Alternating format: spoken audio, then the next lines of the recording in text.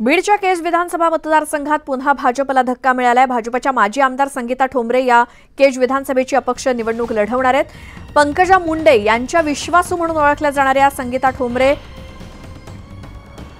यांचा फटका भाजपच्या उमेदवार नमिता मुंदडा यांना बसणार आहे। 27 वर्षांपासून मुंदडा कुटुंबाने केज राखीव मतदारसंघात घुसखोरी केल्याची टीका ठोंबरे यांनी केली आणि कालच त्यांनी मनोज जरांगे पाटील यांची भेट घेतली। जवळजवळ 27.5 वर्ष हे मुंदडा कुटुंबियांकडेच जवळजवळ इथली सत्ता राहिलेली आहे।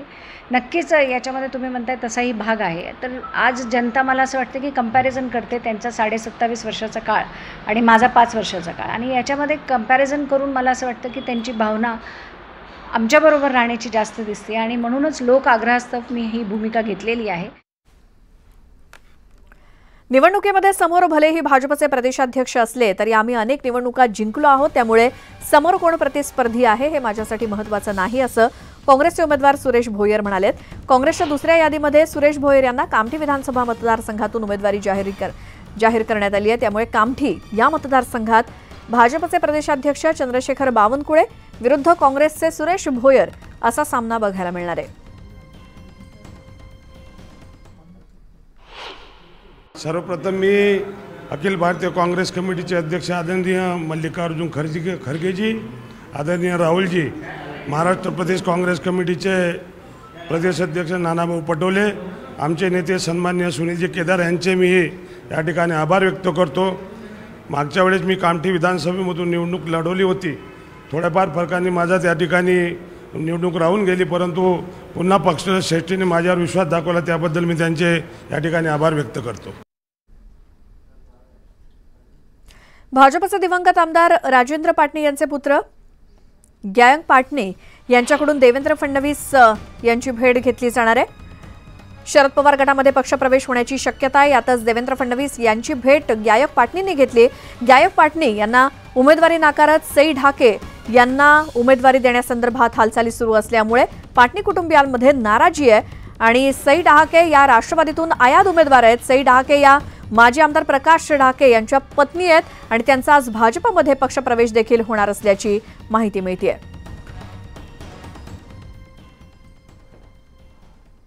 यानंतर एक सविस्तर बातमी बघूयात। विधानसभा निवडणुकीमध्ये आयाराम गयारामांची चांगली चांदी झाली आहे। महायुती असो की महाविकास आघाडी असो, सर्वच प्रमुख पक्षांमध्ये आयारामांना थेट उमेदवारीची लॉटरी लागली आहे, त्यामुळे निष्ठावंतांवरती पुन्हा एकदा सतरंजा उचलण्याची वेळ आली आहे।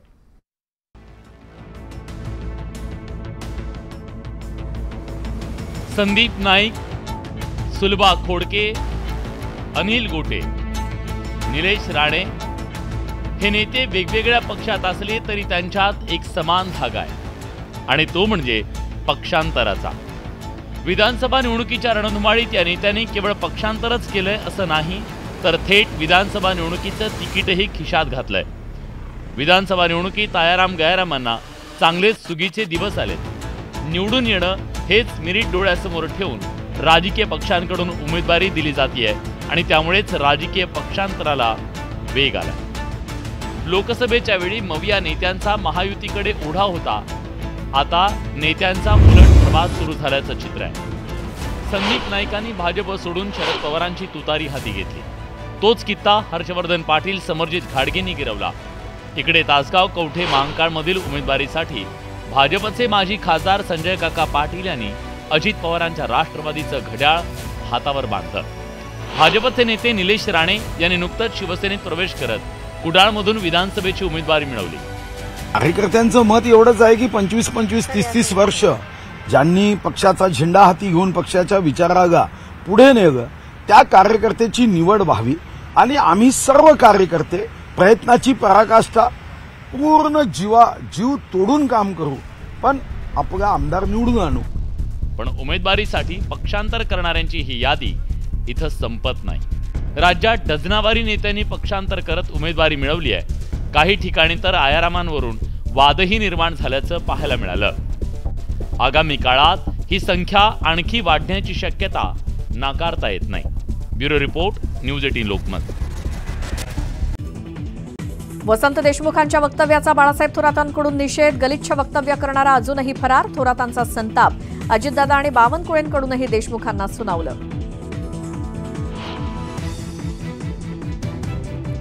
संगमनेरमध्ये पोलीस स्टेशनसमोर काँग्रेस कार्यकर्त्यांचा ठिय्या. जयश्री थोरातांवरील वक्तव्यामुळे काँग्रेस कार्यकर्ते आक्रमक. विखे आणि वसंत देशमुखांविरोधात जोरदार घोषणाबाजी.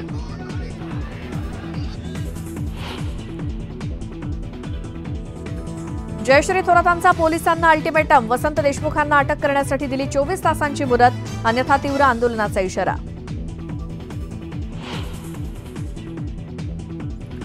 शिवसेनेचे उपनेते बबनराव घोलप यांचा राजीनामा. उद्या ठाकरे गटात करणार प्रवेश.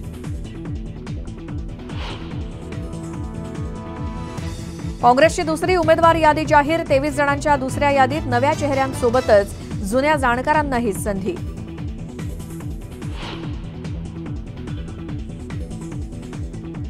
महाविकास आघाडीत समन्वयाचा कोणताही अभाव नाही. राहुल गांधींनी भूमिका मांडली म्हणजे नाराजी नव्हे.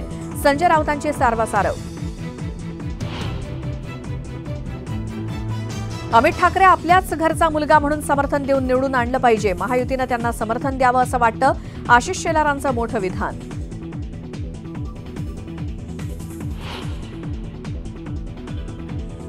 डायरी ऑफ होम मिनिस्टरचं पान पोस्ट करत अनिल देशमुखांचा खळबळजनक दावा. आदित्य ठाकरे आणि पार्थ पवारांविरोधात कट रचल्याचा आरोप.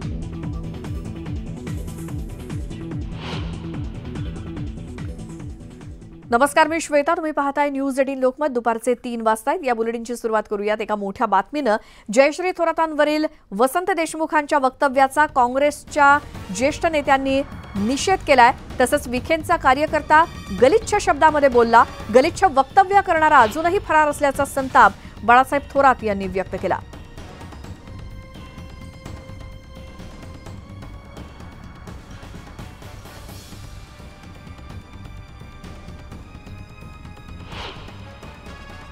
सुजय विखे आहेत ते संगमेर तालुक्यात येतात, त्यांचा तो अधिकार आहे. पण भाषण कोणत्या थराचं करावं? त्यांनी पहिले 2-3 सभेमध्ये इतक्या खालच्या पातळीवर ते जात होते. परिणामतः त्यांचा एक कार्यकर्ता उठला आणि अत्यंत वाईट शब्दात, हीन शब्दात, गलिच्छ शब्दामध्ये, त्याचं वर्णन सुद्धा करता येणार नाही आणि सांगता येणार नाही, त्या शब्दामध्ये जयश्रीच्या संदर्भातलं वक्तव्य त्यांनी केलेलं आहे. त्याचा निषेध तर सगळे करतायत. तर जयश्री थोरात यांनी पोलिसांना अल्टिमेटम दिलाय. वसंत देशमुख यांना अटक करण्यासाठी त्यांनी पोलिसांना 24 तासांची मुदत दिली आहे. वसंत देशमुख यांना 24 तासांच्या आत अटक न केल्यास तीव्र आंदोलनाचा इशारा देण्यात आलाय. तर वसंत देशमुखांविरोधात महिला आयोगाकडे तक्रार करणार असल्याचं देखील जयश्री थोरात यांनी सांगितलं.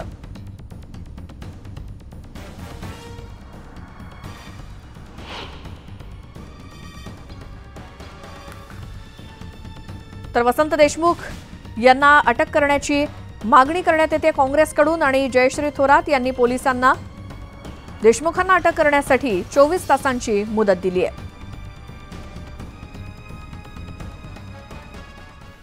संकल्प सभेमध्ये वसंत देशमुख यांनी केलेल्या वादग्रस्त वक्तव्याचा सुजय विखे यांनी देखील निषेध केला. मात्र ज्या पद्धतीनं वाहनांची तोडफोड आणि जाळपोळ करण्यात आली त्या घटनेचा त्यांनी निषेध केला. जो हल्ला झाला तो बघता मला जीवे मारण्याचा कट रचला गेला होता असा गंभीर आरोप माजी खासदार सुजय विखे पाटील यांनी केला. सगळ्या प्रकारे माझं स्पष्ट मत आहे की हा सगळा कट मला मारण्यासाठी रचला गेला. या ठिकाणी माझ्यावर हल्ला करण्याच्या उद्देशाने हा सगळा मॉब जमा झालेला होता. त्या ठिकाणी झालेल्या सभा, मी तर या मताचा झालोय की कदाचित ज्यांनी वक्तव्य केलं हे त्यांच्या सांगण्यावर तर केलं नाही ना, अशी पण मला शंका आहे. कारण की तुम्ही आमची यादी जर तुम्हाला दाखवू शकतो, ज्यांचे भाषण उल्लेखित होते त्यांचं नाव त्याच्यामध्ये नव्हतं. तर अशा प्रकारे 15 मिनिटांमध्ये एवढे लोक जमा होणं हे अशक्य गोष्ट आहे. दरम्यान वसंत देशमुख यांनी काय म्हटलं होतं, काय वक्तव्य केलं होतं ते ऐकूयात. त्यांची कोणती ती काय त्यांची नात का काय ती तर बोलते म्हणते माझा बाप सगळ्यांचा बाप, माझा बाप सगळ्यांचाच बाप आहे म्हणे. हिला काही कळत नाही. अरे तुला सुद्धा प्रश्न आहे. आपल्या कन्येला समजवा, नाहीतर मग आम्ही इलेक्शन काळात मैदानात उतरलो तर तुमची मुलगी घराच्या बाहेर पडू शकणार नाही. तिला सुजय दादा प्रेमाने ताई म्हणतात. बरोबर, त्यांचं बोल, त्यांची संस्कृती आहे ती. पण दादा या ताई सगळं तालुक्याला माहिती आहे. तर एखाद्या व्यक्तीचं म्हणणं हा त्या व्यक्तीचा दोष असू शकतो, ती आमच्या पक्षाची संस्कृती नाही, असं वक्तव्य भाजपचे नेते चंद्रकांत पाटील यांनी केलं. तर जयश्री थोरात यांच्यावरील वक्तव्यावरून चंद्रकांत पाटलांनी हे वक्तव्य केलं. तसंच आपल्या बोलण्यातून सर्वांनीच आदर व्यक्त केला पाहिजे, असं चंद्रकांत पाटील म्हणाले. कोणातरी एखाद्या इंडिव्हिज्युअलने, एखाद्या व्यक्तीने काही म्हणणं हा त्या व्यक्तीचा दोष आहे, तो संघटनेचा दोष असू शकत नाही, ते संघटनेचं कल्चर असू शकत नाही. आमचं कल्चर असं नाही आणि आमचं कल्चर असं नसल्यामुळे जे कोणी देशमुख बोललेले आहेत त्यांना सगळ्यांनीच समजावलं आहे, इन्क्लुडिंग सुजय विखे पाटील, सगळ्यांनी समजावलं आहे की ही काही भाषा असू शकत नाही.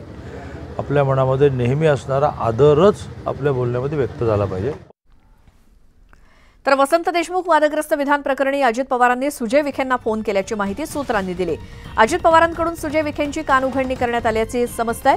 महायुतीला अडचण निर्माण होईल अशी वक्तव्य नकोत अशा सूचना अजित पवारांनी दिल्यात, असं सूत्रांकडून कळलंय.